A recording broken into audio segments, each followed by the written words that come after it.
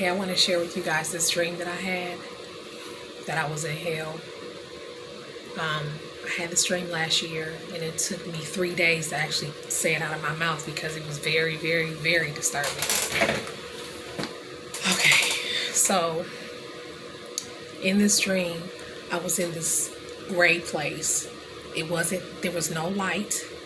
It was literally gray, like a dark gray, and it would smoke like if you were in a steam room. So it wasn't pitch black, but it had just enough light for you to see that there was no way out. And I was running with like 5 other people, just running. We were trying to get out of there. And one of the people that was running, and I feel so bad about this, but I gotta tell what I saw. There was a guy who died from Disney. He was down there. He was running. And so I ran and I ran. I broke off from the group and I ran into this cave. But in this cave, it looked like a cave. But in this cave, there was this, it was set up like if you put office supplies or materials in a cave. And there was this one office. And when I walked in, I was trying to get out. And so there was a woman there. She was a black woman. She had on glasses, and she was just recording numbers. Very stoic, no facial emotion, no nothing, just record numbers. She was sitting in a chair, and in front of her, there were files upon files upon files upon files up the wall. She was just recording numbers. And I was like, looking at what she was doing. So I walked away from her. I'm going to come back to that. I walked away from her, and I started going through this cave trying to get out. Like, I got to get out. I walked into this room in the cave, and there was this older white guy.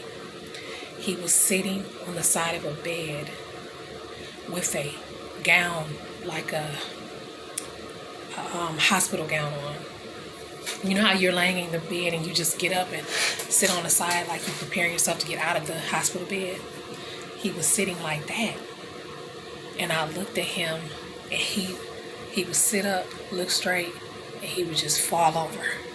Then he would sit up, look straight, and he would just fall over. And he did it over and over and over and over again. Like, his head just kept hitting the pillow. Then he would come back to where he was sitting, and he'd die all over again, like non-stop. So I was like, I went back to the lady, and I said, there's a man in there. He's dying. You know, he needs help. I'm knowing that I'm in hell. No, I didn't know I was in hell at the time. I'm like, there's a man in there. He needs help. She keeps typing. And I'm like, do you hear me? She was like, mm-hmm. And she keeps typing. So I look up on the files, and I see that she's recording every time he dies in hell. So I'm like, why do you keep recording those numbers? She said, I keep a record of every time a person